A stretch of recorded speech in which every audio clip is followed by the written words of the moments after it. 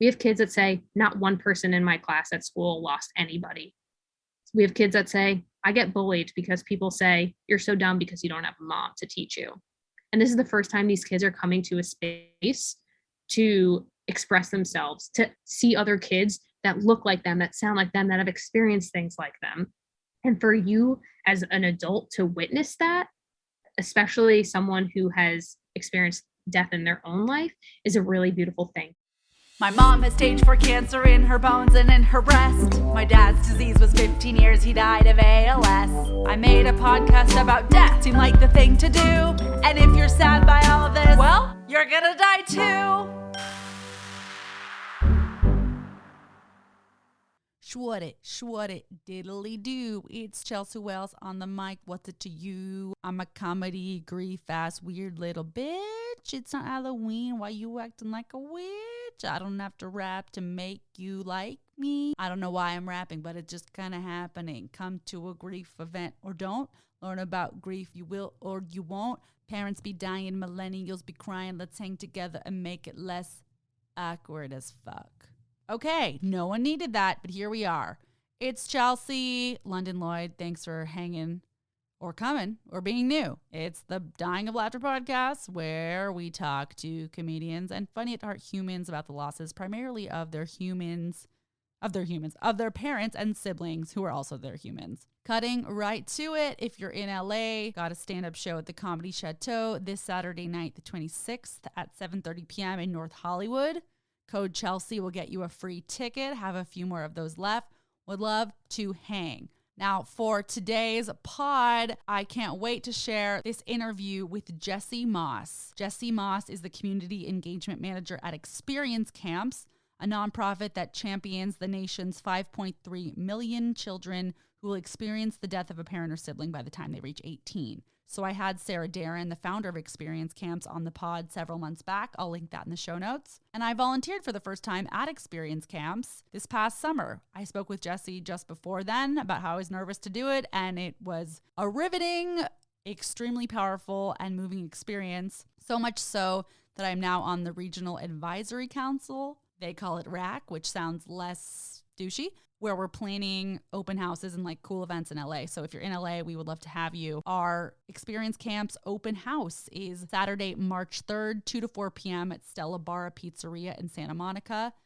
If you've been looking for a meaningful way to give back to your community, if you've experienced loss or you're experiencing anticipatory loss, if you're looking for like-minded 20 to 30-somethings and 40-somethings who just get you, we got you. We would love to hang. And this is an event to grab a slice of pizza and hear from other volunteers who are like cool and funny and weird like you, and also having a few campers there to share their experiences. So it's really no pressure on like signing up or doing anything. We're just like hanging out, eating, and meeting cool peeps, because I feel like I didn't really know anyone volunteering in this kind of space. So I was like, what the fuck is this? No offense. And now that I do, I'm like, thank God, I love it. So again, if you're in LA, would love to see you on March 5th. If you're not in LA, these experience camps take place in Georgia, Michigan, Maine, California, and one other state, I forget. So please look up Experience Camps online and see if this would be a fit for you next year. I'd be happy to chat with you over DM more in depth about the experience and see if you have any questions, you can hit me up. So back to Jessie. Today we're talking about the loss of her brother to suicide/overdose and her mom to unknown causes. So Jessie's brother died by suicide overdose in 2012 when he was 19 and Jessie was 22. Her mom died on May 22nd, 2021, when Jessie was 31, and the cause is pending further study. She's the community engagement manager at ExCamps. And fun facts about Jessie. She says, I doodle. I'm training for a marathon. I have grief tattoos. I went to sleepaway camp for 10 years. I used to intern at the Maury Show, and I worked in the Obama administration. Those are some seriously dope fun facts. They might take the cake. I'll be sharing some of her grief tattoos to the Instagram on the Dying of Laughter Instagram. So check those out because they are rad. And today, the day of the release of this episode, is Jessie's brother's birthday. I literally hit her up on Monday. I was like, hey, Jessie, interviewed you several months ago, like maybe 5, and your interview was coming out this Wednesday. She was like, that's my dead brother's birthday. Totally random. You cannot make this shit up. Had to share because that is empowering and bizarre and amazing and all of the things. So happy birthday. to Jesse's brother. This interview is very raw and cool, and it's painful, and it's beautiful, and it's all of those things. I'm extremely fascinated by people who have lost both a parent and a sibling. They have a unique perspective. Certainly, as grief has certainly permeated their world in very profound ways, and it's really, really incredible that Jessie was so moved by these camps that she decided to work for them. She originally was a volunteer. She was like, I love this. She finished her camp, applied immediately, and now works for them. So it is incredible to talk with you, Jessie. Thank you so much for sharing your story.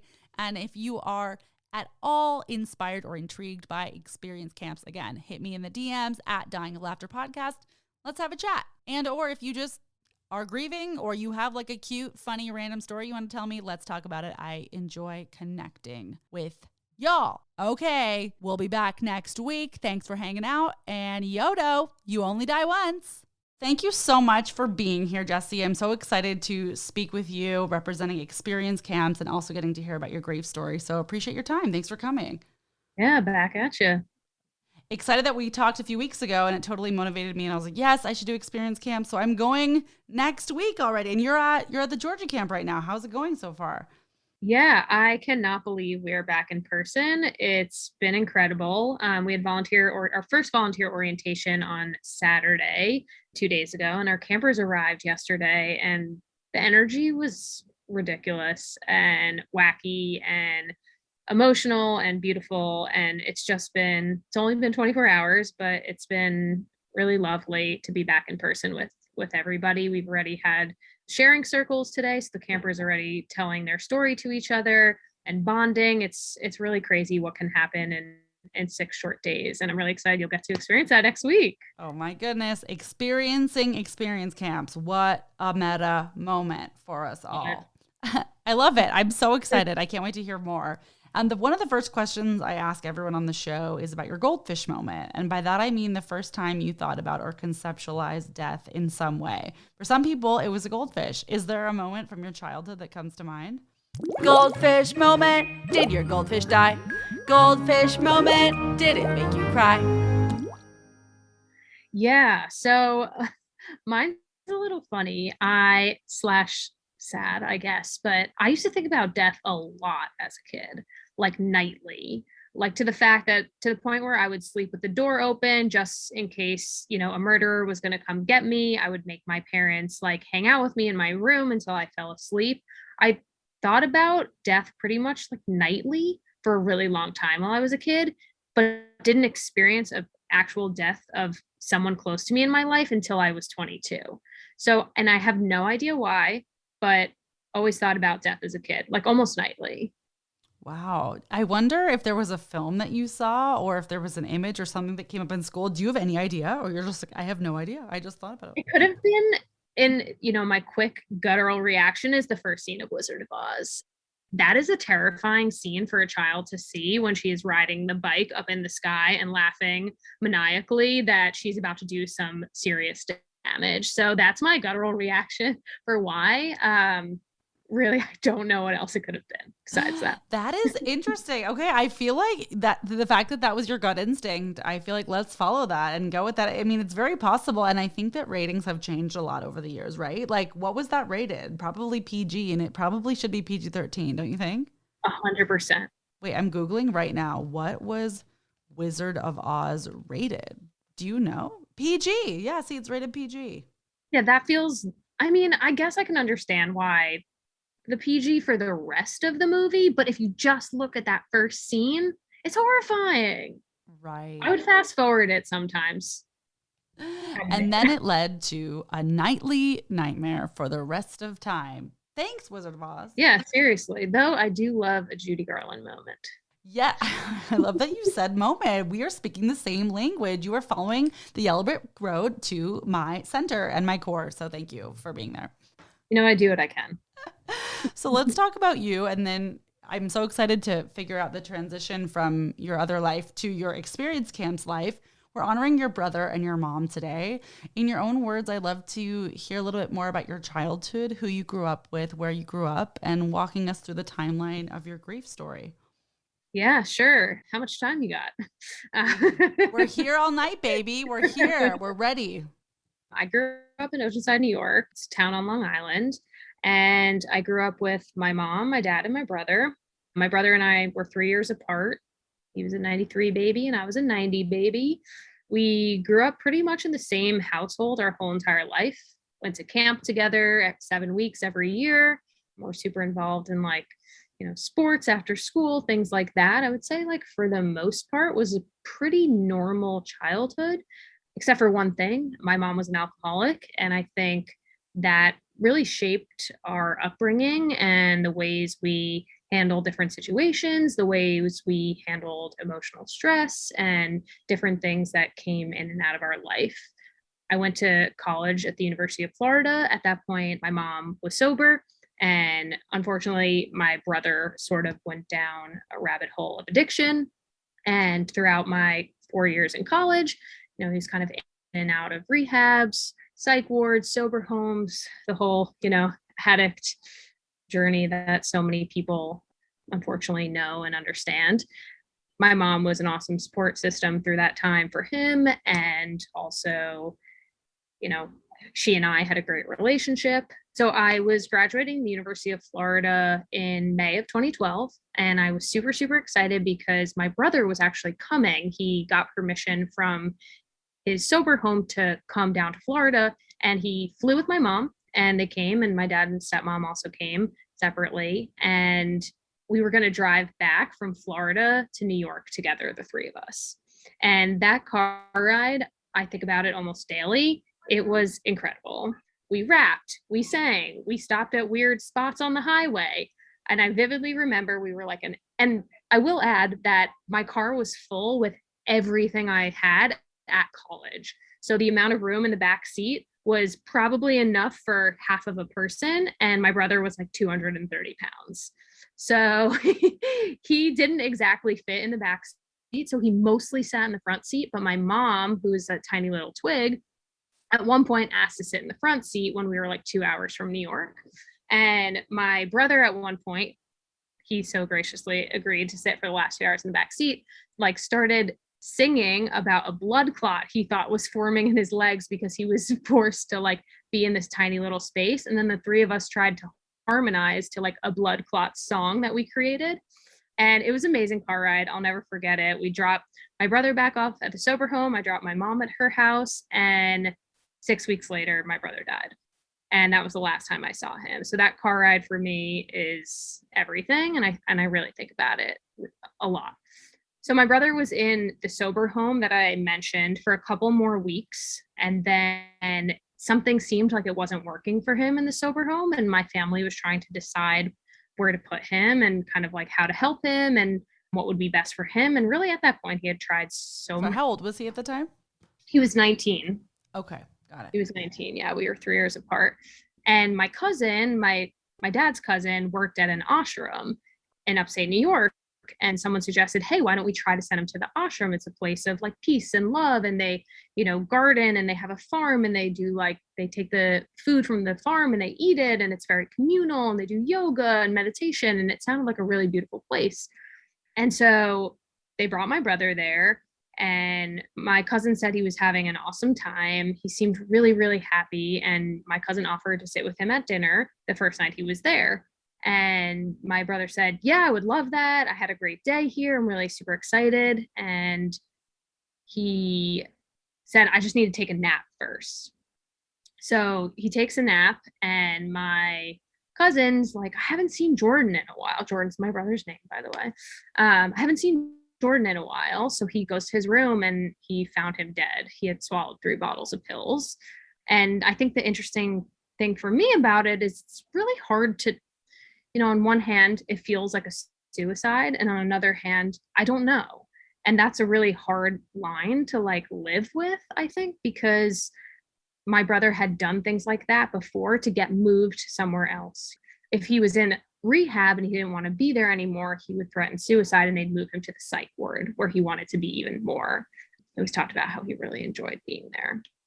And so I don't know to this day, if it was purposeful or not. I have to think swallowing 3 bottles of pills is, but I say this all to say that it's complicated and I don't have answers. And that's a really hard thing to live with. for me. And so for the first couple of years after my brother died, I did what like I sort of was brought up to do, which was shove my feelings down, to not think about it, to not really talk about it. I was recently looking back at pictures of myself from 2012, not like 2 months after my brother died, and I was like out, like with my friends. And that to me is like, I look at that and I'm like, wow, that was crazy that I was able to do that. And, maybe that's me being hard on myself now, but I really shoved it down. I didn't give it what it deserved. I really spent 6 years not thinking about it, kind of like living for different moments. I moved around a lot. I changed jobs a lot. Really didn't take the time to process it, which, kind of came back to bite me in the butt, but also gave me a really special gift. Thank you for sharing this. I appreciate your perspective and your honesty around not grieving for about 6 years. You're saying I definitely relate to that. I definitely didn't. I don't know. It's like, I think just being a little bit younger, which we both were, it's like you just move forward. You don't have a ton of friends who've been through things. I wonder if, two different questions, if you remember talking to anyone in particular at the time.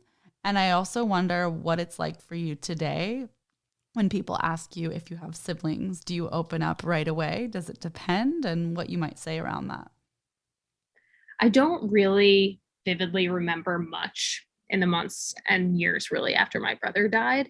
I can see pictures and like connect to a moment in that way, but I really believed this is going to sound weird, but like morphed into a different person to protect myself and to protect my heart. I had a few friends that lost people, and I'm sure I had like great conversations with them, but it wasn't a daily thing. And my family definitely didn't talk about it. It was really, really hard on my family, just with the suicide, with the unknown, with how the last couple of years of his addiction was handled from many angles. And so I think, suicide is such a complicated thing to begin with. I mean, I remember even at like his Shiva, people I would hear them whispering, what did he die from? What was it? Like they knew that he had died, but no one was really like saying the words and being like, this is what it is. I also think I didn't have the tools to talk about it. I was in therapy for like maybe a couple of months afterwards, and that therapist was lovely, but I didn't have the tools to talk about it.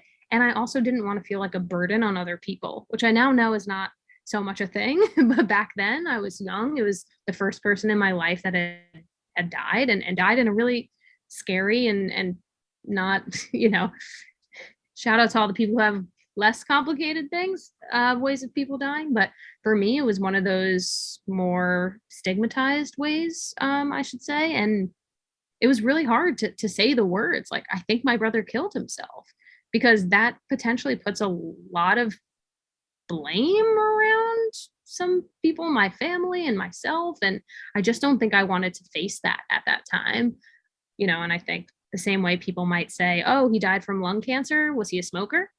There were so many questions around like, well, was he depressed? Like, what was it? Why'd he do it? And I just don't think I could handle that in that moment. So I don't really think I talked to that many people. And I now know talking about grief is like the number one important thing. And we as a society do not do it enough, and we don't have the tools. I always say there should be a death education class in school, like in elementary school. Like this goldfish moment that you're talking about, like we could teach that. We could teach it in a healthy way, in a productive way, and get licensed clinical professional people to really help kids transition into this and understand it from a young age, and maybe not in a scary way. And obviously death is scary. It's always going to be a little scary. But my parents always said to me when I would ask them about death, yes, everybody dies, but we're not going to die for a really long time. And that's misleading. That's not true. I only got 31 years with my mom. I only got 22 years with my brother. That's not in a long, long, long time. So, I'm sure parents across the world are saying, and look, I'm not a parent. I'm not giving parenting advice. So like, maybe some like parental expert right now is like, this girl is wrong. From my vantage point, I wish I like could have been better, equipped with the tools to have those conversations and feel like people understood. And even if they didn't understand exactly what I was going through, they could at least be a listening, supportive ear.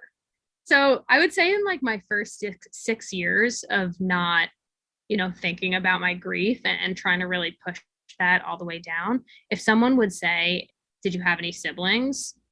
I actually have 2 step siblings and I have a half brother. So I would say, yes, I have 2 step siblings and a half brother. And then I would wait. And then they would say, so you grew up an only child? And then I would say, no. And just wait. And they would say, so you do have a sibling? And I would say, yes, I have a brother and he died. It would be a very long, drawn out conversation. And then the person would usually say something like, oh, I'm really sorry. And I'd be like, it's not your fault. And then that would be the end and we would move on. And then we would never talk about it again. Now, my famous line, my friends would laugh at me because they know I say this. Jesse, do you have any siblings? 1 dead, 2 step, 1 half. That's amazing. Yes. I love that you're famous for saying that. Yeah. It's just, I put it right out there. I'm not afraid at this point in my life to either A, make people uncomfortable, or B, open up a genuine conversation. If a person I'm talking to doesn't immediately say, you have a dead sibling, tell me more about that, then that's not my problem. Then what's wrong with them? They are rude. We do not want to continue on knowing them. Just kidding, and honestly, kind of not. At some points in my life over the past couple of years, some people have said, me too. And that has opened up beautiful conversations and beautiful friendships. And sorry, I'm not sorry. I mean, I love that is not the right term, but or it is. Hey, or it is. I respect that's your line, and it makes sense that it took you some time to get to that place. And I appreciate when you're saying how some people have said me too. I think it's the most beautiful thing. There's so many more people that have experienced loss and grief than we know. And I'm sure you now know, and I now know. And we don't know who they are unless sometimes you put it out there. I was at a couple birthdays this past weekend. I mean, I have 3 people now I could potentially have on my podcast that I'm sure no one else at the event talked to about grief or death or suicide or cancer. And I somehow did. And I would have had no idea had I not brought it up. And I do bring it up. And I know that you do too. So thank you for doing that. And thank you for sharing your famous line. Yeah, absolutely. Honestly, I am the Debbie Downer of every party. You and I should party together. We'd be a blast. We really should. I really like craft beer. So next time you're with me, apart from grief camp, I guess. But yeah, no, I am that person in the room that I hate small talk. I've been through too much to be like, yeah, the weather's real nice today. Like, I want to get to it. Like, what's the hardest thing that ever happened to you? What is the best day of your life? Like, people will laugh at me because I will meet people for the first time and be like rapid firing these kinds of questions, like right off the bat. I'm like, let's just get into it. Like, let's just do it. Because you know what? This is going to make us closer. The next time we see each other, like, it's going to be great. We're going to be best friends immediately.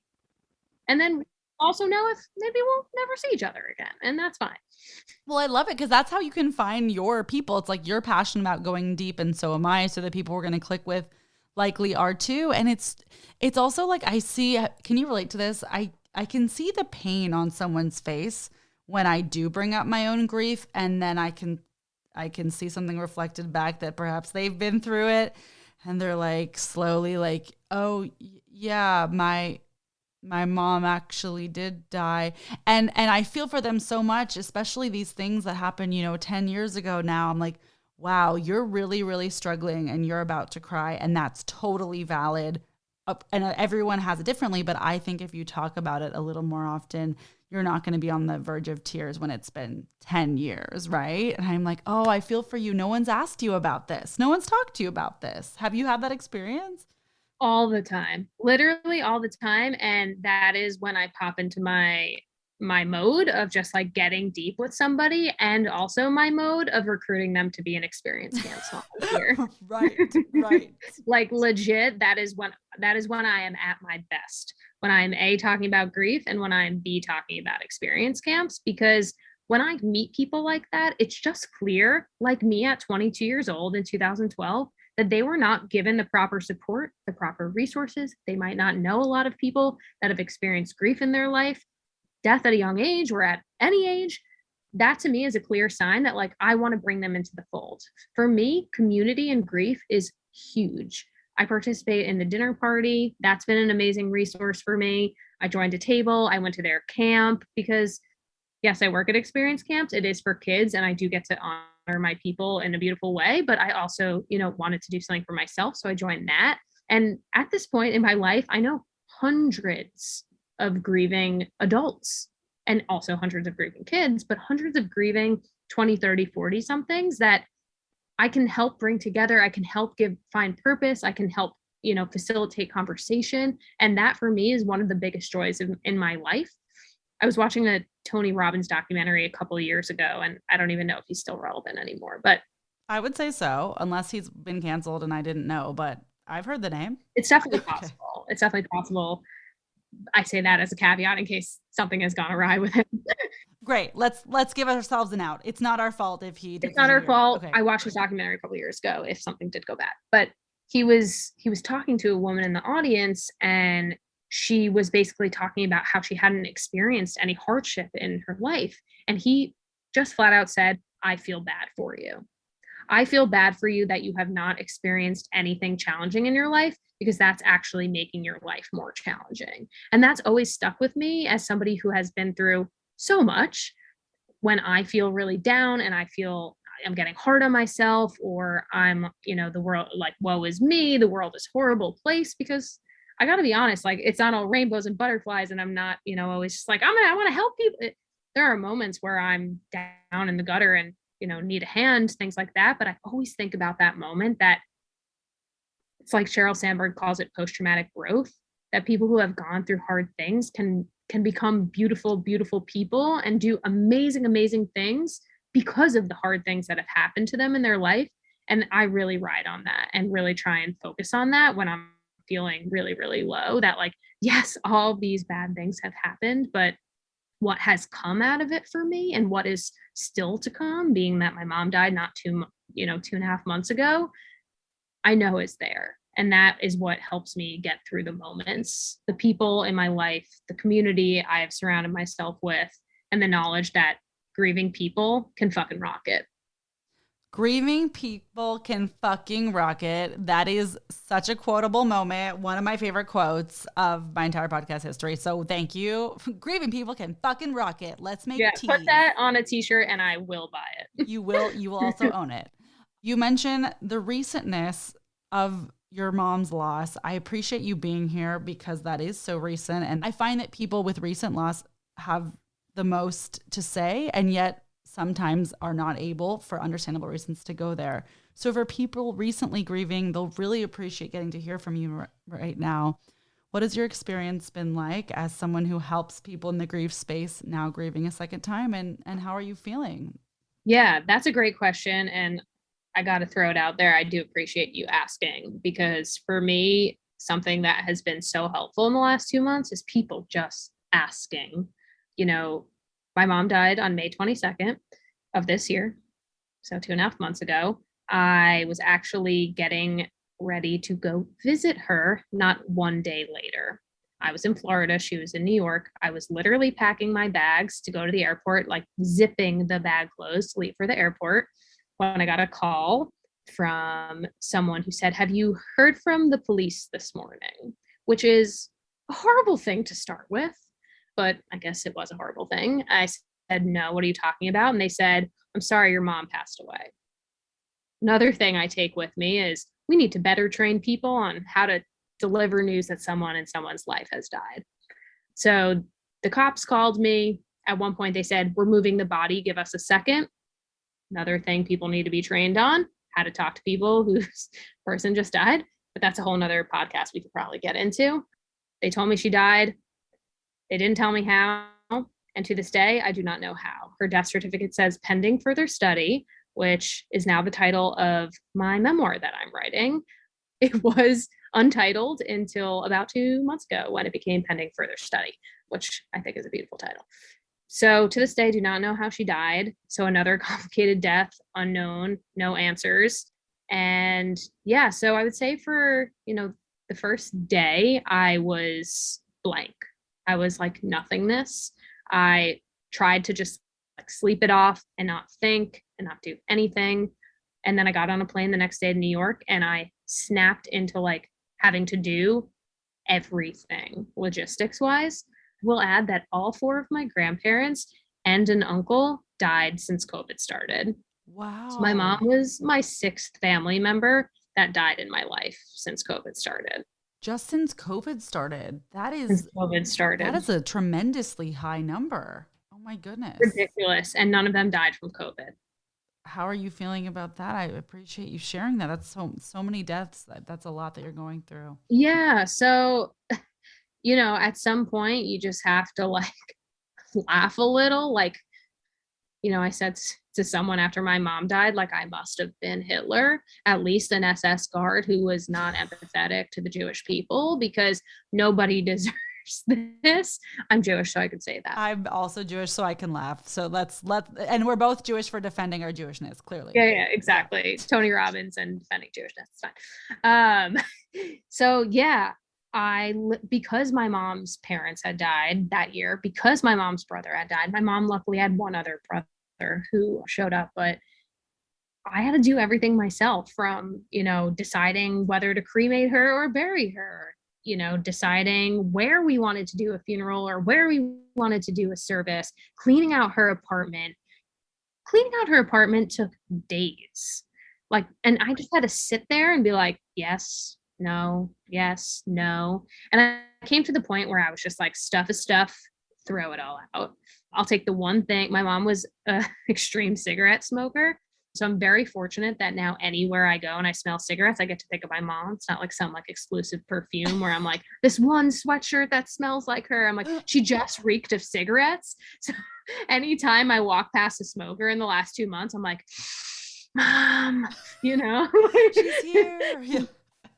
It's perfect. I don't have to look that far. And if I ever want to think of my mom, I can smoke a cigarette, which I almost did the day she died, but I decided not to since I'm training for the New York City Marathon. But wow, casual drop there. Congrats. That's pretty cool. hey, thanks so much. Thanks so much. My mom was freaking out that I was doing that in the best way. She called me the best runner on earth, which is a title I will hold, for the next couple of months until I run a marathon and I show her that I come in almost last place. But she's not here to hear that, so that's fine. That's a big deal. Many people will never do that in their lifetime. Like, what an incredible thing that you're doing. Or will you be honoring? I appreciate that. Yeah, so funny, I'm running in honor of experience camps. I'm raising money for experience camps. I'm running as a charity runner for experience camp. So I was supposed to run in the 2020 marathon. So I was running in honor of my brother and my job and all, the grieving people around the world. And, now that my mom is dead, 100% it's for her. My fundraising page, I'm like a little bit of a Canva geek. I like to like play with like different graphics and things like that. I made a banner for my fundraising page, a picture of me as a baby. And there's a quote that says, my baby can do anything she puts her mind to. Meryl Moss. Like my mom was saying that about me. I'm cute like that. But anyway, back to my mom. So yeah, so after that week of logistics, my aunt and uncle have a house in the Berkshires. And so luckily my partner and I were able to get away for like 2 weeks and just like sit in the mountains and be still. And the one thing that I said after my mom died, and I laugh because I know this is not a thing, but I said, I just want to get it right this time. I don't want to wait 6 years to have this come bite me in the butt in 6 years. And as my therapist said, Jesse, what would you say to someone that said, I want to grieve in the right way? And I said, I would say there's no right way to grieve. And she laughed and I laughed and I understood. And yet I wanted to make sure I was taking the time for myself to sit and reflect. And if I wanted to journal. And if I wanted to draw. And if I wanted to run and be able to take the space to do all the things. And I'm really fortunate that Experience Camps is a grief organization. I don't work for some like financial for-profit company that's like, be back in 3 days, which is ridiculous, and a whole nother conversation that needs to be had about bereavement leave and how we treat grieving families. But I was lucky that Experience Camp supported me through the whole way. And actually my whole team ended up coming out and visiting me, all like 10 of them threw themselves in 2 cars and visited me that week, which was really lovely. Amazing. Yeah. Yeah. They're good people. They're really good people. but I took the time to really sit with myself and to be still. And, I pushed my flight back like 3 times because I felt it in my bones that I wasn't ready to just return to normal. So I think people really, if able to, should give themselves that grace and that space and really listen to themselves. And look, like for the first week, I couldn't even hear, the doorbell ring. I was so out of it. I was so spaced out. I couldn't think, I couldn't do anything. But when the noise from all the logistic dies down and like reality sets in, really listening to yourself and understanding what you need, if you are able to in that moment, is so important. Because for me, when my brother died, I just snapped right back into my life.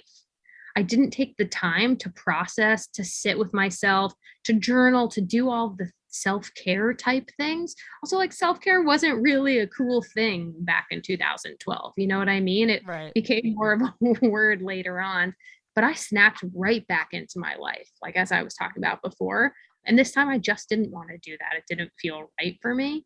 And then when I finally did, it was hard. It was hard to just go back to my life and pretend everything was normal. It was really, really hard. I ended up cremating my mom. I'm grateful that I work for a grief organization where we talk about death and end of life planning and things like that. And after a meeting we had a couple of months ago, I called my mom and I said, when you die in 100 years, what do you want? Do you want to be buried? Do you want to be cremated? Tell me everything, even though I know you're not going to die for a really long time. Joke was on me. So she said to me, I want to be buried next to Jordan, my brother, and I want my tombstone to say, I loved my daughter and I loved Juice by Lizzo. Stop. That's amazing. That is a verbatim quote from Meryl Moss. And I started cracking up. Oh my gosh. Said, you're amazing. I love you. And I know my mom, she heard Juice like on Good Morning America that morning and was like, I love this song. And then just said it to me that day. So I was like, Mom, do you really want that? Like, think about it. My mom always used to say that she wanted to marry me and live with me for the rest of my life. And if that was legal, she would. That's how much she loved me. And I loved her as well. I just wasn't willing to say I do to my mom. Understandable. Understandable. Very understandable. And she eventually understood. Yeah. You let her down easy. Yeah. She was good with it. But I said, would you rather like be with me for the rest of my life? Because I move around a lot. I'm not always in New York and I don't want to have to go visit you in a cemetery. She's like, yeah. Okay. Let's do the cremation thing. She goes, sprinkle me a little bit on Jordan, wear me a little bit on your neck, put some in your home, and then sprinkle me on Broadway. And I said, I will not be taking you to Times Square. Absolutely not. There is urine all over the floor. You're just going to get mixed in with that. And she understood and made, maybe I'll do it. Eventually her favorite musical was Chicago. So I don't even know if it's still on Broadway, but maybe I would like go to the theater and maybe it's legal. I don't know, and drop a little over there. But I ended up cremating her. And it's been interesting to like have her in my house and having to go through like airport security with her. It's really interesting. They had to like re-put her through the metal detector. And so they like clearly knew it was ashes and they were being very, very like kind, yet kind of that like exact thing we were talking about before where they have this like weird look and their voice is cracking a little bit. And they're like, this is ashes. And I was like, it is ashes. And they're like, we have to put it through, through this scanner again. I'm like, yeah, that's no problem. I said, be nice to my mom. The person did not laugh at all, like stoned face. Oh my was just God. like trying to be as graceful as possible. I was like, it's fine. You won't hurt her. Don't worry. We were cracking up. But yeah, I was nervous to come to experience camps. I'm lucky that I get to go to all of the camps. We have 5 programs. We have 10 programs in 5 states across the country.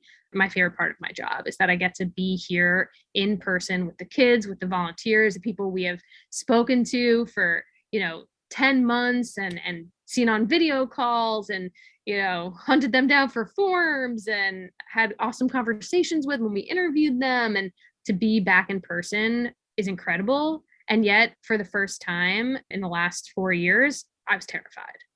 I thought, on one hand, it's going to be amazing to be surrounded by a community of people who can hold me and I can hold them and not physically because of COVID restrictions, but emotionally. And just being with this group of people, I thought that's going to be incredible. And yet, we would not let a camper come to camp whose mom died on May 22nd because we would say it was too soon. They needed a little bit more time. We say usually around 4 to 6 months post loss and greater. So it's only been 2 days, but so far it's been okay. I've said the words out loud, like, I'm Jesse and my mother and brother died. And, I said it for the first time. And that was overwhelming. I felt a drop in my heart, and I wish I didn't have to say that, but my mom was obsessed with my job. My mom said to me weekly, like, I can't believe you get to work with all these kids. They're so lucky that, they have you. And of course they have a lot of other people too, but, I was my mom's world and she was obsessed with my job. So not coming was not an option for me. And here you are. I'm really, really just taking this all in and so appreciating these reflections and these humorous reflections as well.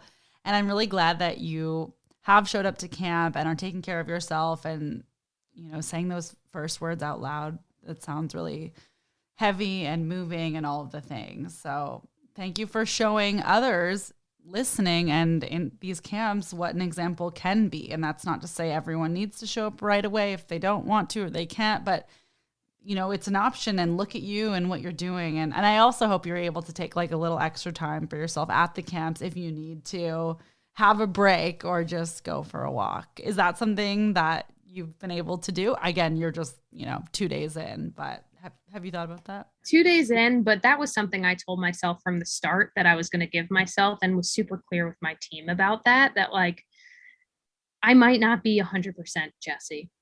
I might not be 100% Jesse, and that's okay. And I hope everyone's okay with that. And they are. Yeah. 2 years ago was my first year working full-time for experience camps at camp, and I hustled. I was waking up at 6 a.m., going to bed at 2 a.m., doing everything. Yes, no breaks. And I want to be that person, and I know I'll be that person again. But 2 months after my best friend, my favorite person on this earth, left, I'm just not going to be 100% Jesse, and I have to be okay with that. Absolutely. And I'm so glad that you are saying that out loud and honoring how you're feeling. I do ask everyone, since it's the Dying of Laughter podcast, if there's been a comedic moment surrounding your grief experience. You've totally covered that already, but I'm wondering if there's something else that might come to mind.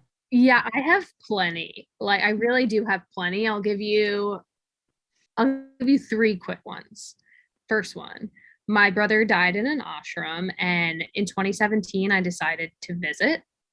Was really bold, and I don't know what came over me. I just felt the urge to go. So I booked like a 2-night overnight stay at this ashram, decided to do like the full programming and everything. And my cousin was there, and I said to him, can you show me where Jordan died? And he said, are you sure? I said, yeah, I want to see it. He said, okay. So we walk over to the building, and there's a giant sign in front of the building that says Panini House. And I said, Panini House? And he said, yeah, why? What's up? I said, like Panera, you pick 2, Frontega chicken, panini? He said, oh no, Panini's this like Sanskrit linguist, amazing human. And I just like could not stop laughing that like my brother died or / killed himself in a place named after a sandwich. And that for me has been something that has like just made me giggle throughout the years, and is potentially a future tattoo idea where I make a house out of panini sandwiches. And it's just going to be something that makes me laugh in, something that's horrifying and really fucking hard in my life. Yet there's like a moment of levity that I can be like, but like Panera. Right. Oh my goodness. Amazing. The tattoo idea is also amazing. I so appreciate you sharing that. Yeah. So a great segue from that is that, so my mom was supposed to visit me for her 60th birthday, which was 3 weeks after she died. She had booked her flights and everything, and we were going to get matching tattoos together. And now every time I tell that story, someone says to me, well, what were you going to get? And we hadn't picked it out yet, which is really, really sad to me because I would have loved to still like gotten that tattoo. But there was a moment where my mom texted me, we were texting back and forth about ideas, and she said, I just want to get this. And I'm like, tell me. And she wrote, Jesse and Jordan are my home, semicolon. And I said, Mom, that's not a tattoo, that's a sentence. And so last week I went to this tattoo artist who I love in Miami, and I got this house with the word mama in it and this heart on top of it that she drew in one of her letters, which is this like very crooked heart, which is like so spot on for my mom. And then I got this semicolon on my wrist. Oh my I god. reinterpreted her sentence and put it on my body, which I'm kind of obsessed with. That is beautiful. I'm obsessed with that for you. Congratulations. How freaking cool is that? Obsessed. Yeah. I also got this one, which is an outline of a photo of us from when I was a kid. Whoa, that is stunning. Oh my goodness. Okay, I'll need to put pictures of these in my stories if you'll allow it the day this comes out. Absolutely. Yeah, absolutely. No problem at all. And then my last quick one is that on this past Saturday, I had one of my long runs for my training. It was 9 miles. It was the longest run I've ever run in my life. And I finished my 9 miles, and all I wanted to do was call my mom, because my thing with my mom was I called her on like every spare moment I had. A little drive to the store, a walk back, like, the 0.1 miles I walked back after my run. And all I wanted to do was call her. So I'm obviously in Georgia, and I called my partner and I said, I want to tell my mom so badly about this 9-mile run. This is a huge deal. I've never run this amount of miles in my life. And she goes, okay, let's FaceTime. And I was like, what are you talking about? So we FaceTime, and she puts me on the phone with my mom's ashes. And she goes, and I have a picture of this. I can send it to you. I took a screenshot of me FaceTiming my mom's ashes. And I said, Mom, I just ran 9 miles. And my partner goes, Jesse, baby, that's amazing. You are incredible. And we were like having a conversation while I was staring at my mom's ashes. And I don't know, there's something so right about it.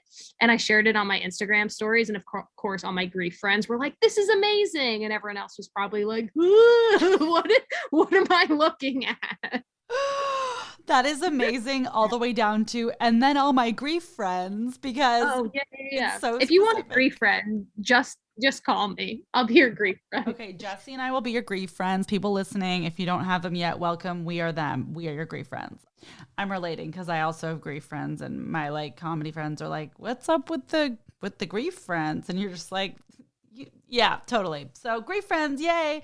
And good for you. I'm so, I really appreciate all your specific stories surrounding your grief journey. Like each one really is such a vivid, clear image to me, and I'm sure people listening. So that's really beautiful. And congrats on the tattoos. I love them. That's so exciting. Thanks so much. Yeah, just with, the recent loss of your mom, I wonder what advice you might have for others recently grieving as well. You're very eloquent in the way that you're speaking about this. Specifically, working in grief spaces have had perhaps more opportunities than other people, but I really appreciate your reflections. And how do you plan to take care of yourself the rest of the year? Yeah, and I think that's just it. Like, I got to talk about her. I noticed that if 2 days go by and I'm always thinking about her, but if I don't say it out loud, it's almost invisible to me. It's hard to explain, but there are moments where, and sometimes it's like a self-defense and a coping mechanism to like turn my brain off to it and pretend it doesn't exist. But there are moments where I want to go back in there. And for me, that happens when I'm talking about it. After my mom died, I can't tell you the amount of texts I got that said, let me know if there's anything I can do for you. And I'm like, sure, Greg from high school, I'm hungry. Like, I'm not going to say anything to these people who said, let me know what I can do for you. Right. Ask me about my mom. Call me and say, hey, I remember this thing about your mom. Do you want to talk about it? Text me if you don't feel comfortable calling. Send me a message. Say, hey, I know we haven't talked in a while. And I will say there were many people who did this, and these are the ones I appreciated, who said, hey, I remember this thing about your mom. Or, hey, I know we haven't spoken in a while, but I saw this and I want you to know I'm thinking of you. And it's talking about grief. And to me, that's how you keep a person alive, is you talk about them and you do things in honor of them. And I'm so fortunate that I get to work every single day to not only help grieving children around the world and grieving adults around the world, but to heal and honor the people in my life, all 8,444 of them that have died. And that to me is like the most beautiful thing. And sure, yeah, I take baths like 4 times a week. I love red wine. I watch a lot of RuPaul's Drag Race. I've recently gotten into Ink Masters and Big Brother. And yeah, I do all those typical things. But the real self care to me is making sure that there are moments where I can say, oh, that's such a Meryl Moss thing. Or I can sniff somebody that's smoking a cigarette and say, you smell like my mom. Can I buy you a coffee? And just opening those conversations, because you know what, that person I sniff that I asked to buy a coffee because they remind me of my mom, or that person I see in the grocery store that looks like my brother that I ask pre-COVID, can I give you a hug? You remind me a lot of my brother. Maybe that opens a beautiful conversation, and maybe the two of us get something out of it that day. And maybe that's a moment we remember for the rest of our lives. And maybe, if I'm lucky, you come volunteer at experience camps. On that beautiful segue, I feel like, maybe there could be a part 2 sometime into like the full moment of experience camps. But while we're here, we of course have to address people listening have recently grieved, have grieved a long time ago. Some people aren't grieving at all. What might you say to people about why they should volunteer for experience camps? I know why they should, you know why they should, but I want to hear it from you. Tell us about the best parts and how this will change everyone's lives. No pressure. Yeah, that's just it. It's going to change your life. Like I said, waited 6 years to think about my brother. And it wasn't until I got to experience camps, the first day of volunteer orientation, there's a sharing circle for volunteers. And it was the first time in my life that I had said in front of a group of people, hi, my name is Jessie, and my brother died, maybe by suicide, maybe by overdose. I don't know. This is the first time I'm talking about it. And I hope like we can all be best friends. And that was a life-changing moment for me. From there on out, I made lifelong friends. I pivoted a career. I had the most fun I had ever had in a really long time. I went to camp for 10 years as a kid. So to be back in like a camp environment where you're playing dodgeball and you're making s'mores and you're, wearing tutus and dancing around, having dance parties, to have that element of grief and play so simultaneously exist within each other was a really beautiful thing that was life-changing. And look, I went in that week saying, I want to give back to the kids. And look, you do. You change these kids' lives. And I know it sounds crazy to say you can change someone's life in 6 days, but you can. What people get out of these 6 days is more than people get out of like, no knock on therapy, but like years of therapy. This is the first time like kids are coming to a place where other people understand what they're going through. We have kids that say, not one person in my class at school lost anybody. We have kids that say, I get bullied because people say, you're so dumb because you don't have a mom to teach you. And this is the first time these kids are coming to a space to express themselves, to see other kids that look like them, that sound like them, that have experienced things like them.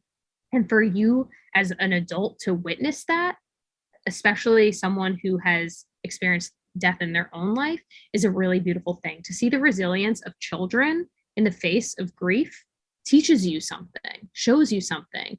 We always say it's so funny. Like you see these kids sit in a circle, talk about the hardest thing that's ever happened to them, and not 2 minutes after the like bell to go to the next period goes, they're jumping into the pool, going down the water slide, going boating, yelling like race you to the lake. The like dichotomy of those two things existing and the way the program is really set up and designed to have grief and play at the forefront is incredible. And to watch the resilience of kids as an adult is incredible. My first year in 2018, I had a group of 15-year-old girls. So I was a little terrified because I was like, wow, 15, that's a hard age. Like that is a very hard age. I remember when I was like at 15, I was a little shit. You know what I mean? So I was nervous, for sure nervous. And I thought, what am I going to have in common with a 15-year-old? What am I going to talk about? And I remember the first night we were sitting there getting ready to go to bed, and everyone got into their respective beds and we were sort of still chatting and things like that. It was the first night they got there. And everybody obviously knows that they're there for the same reason. Someone in their life died. And one of my campers goes randomly out of nowhere, do y'all ever think about how the more people you meet in your life, the less people know about your person. So as you age, less and less people know your person. So your future partner, your college roommate for these 15-year-old people, things like that, your future boss, they don't know your person. They don't know what they're like. They don't know what they look like unless you show them a picture. They don't know what you mean when you say this thing that my dad used to do. And I had a light bulb moment. I thought, holy shit. Yes, these kids are 15 and I'm at that time 28, but grief is grief. And grieving at different ages is different.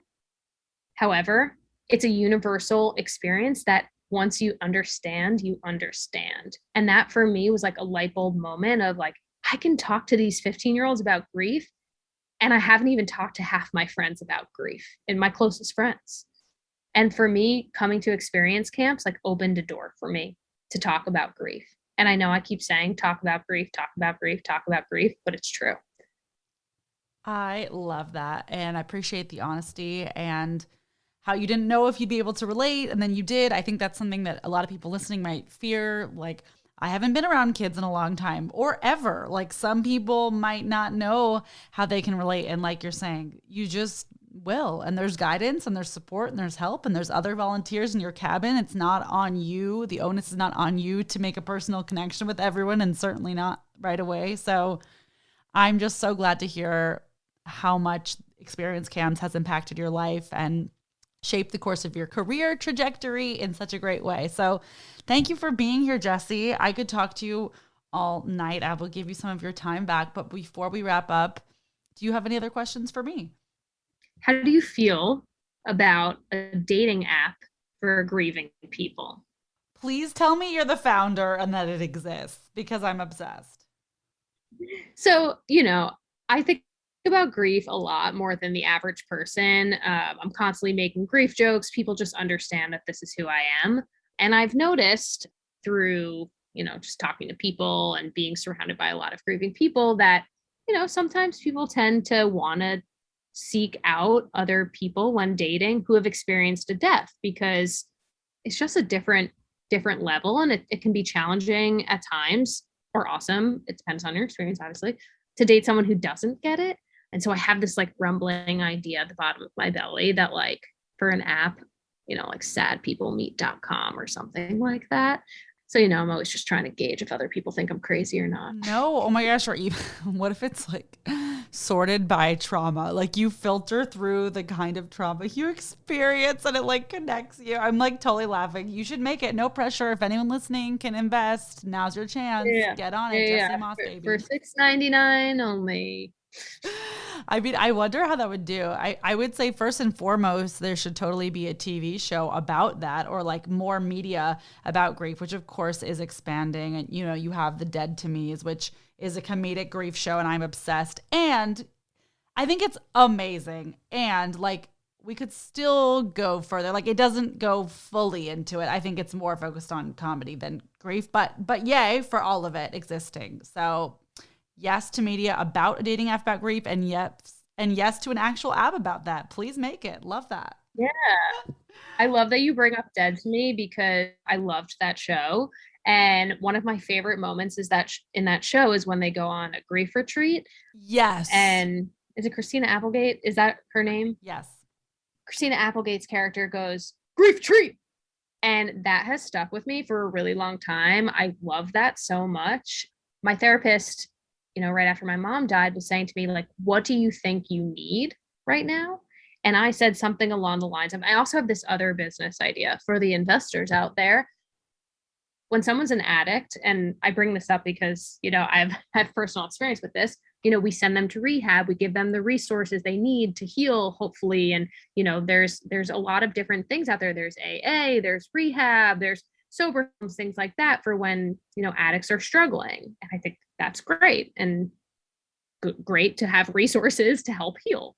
But when someone dies in someone's life, we don't have the resources to help them heal. There's no, AA for grief. There's nothing. I mean, there's little resources here and there. And, we're lucky to know Experience Camps and the dinner party and all the different resources that we do know of. But I ended up making a grief retreat for me and my partner, who also lost someone in her life.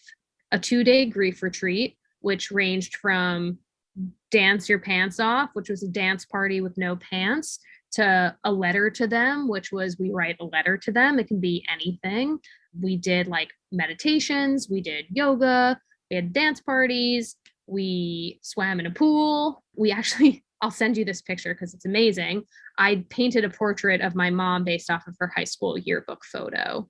So it was just really balancing, very similar to experience camps, balancing the fun and the play and the self-care with the processing grief. I called it Camp Process, which isn't like the best name, but it was inspired by Grief Treat from that show. So good for you for putting yourself out there and making this happen. I think that's incredible. And yes, we need more resources, and slowly but surely they're coming together, but it's a little too slowly and not enough surely. So let's speed it up, baby. Also, what about process in progress? PIP. Just kidding. Love that. I love PIP moment. PIP diddly-a. Okay, not that either. We'll keep working on it. Jessie, where can people connect with you and with Experience Camps online? Yeah, so we are at Experience Camps across the board on all of the things. I'm lucky enough to help run our social media account, so I hope you love it. We have some great resources on there, and also you get to see a day in the life of camp if you're following some of our stories from, at this point, back in August. And my personal social, my Instagram is Hello Jessie Moss.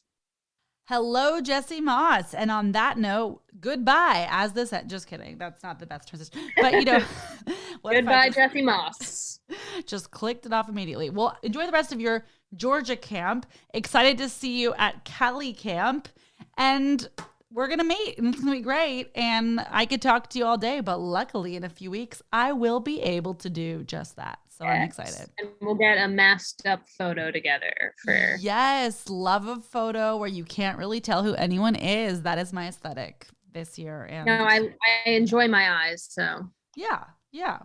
We got great eyes. Okay. Thank you, Jessie, for your time. This was so meaningful, and specifically for those who have lost both a parent and sibling, those who are experiencing recent loss, they're going to just be extra jazzed / sad. So sazzed. Yeah. To hear sad. from you.